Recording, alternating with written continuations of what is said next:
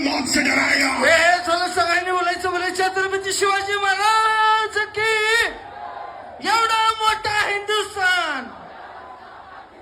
Public आवाज येत नाही, बोले अनेकदा बोलायचं, बोले एवढा मोठा हिंदुस्थान.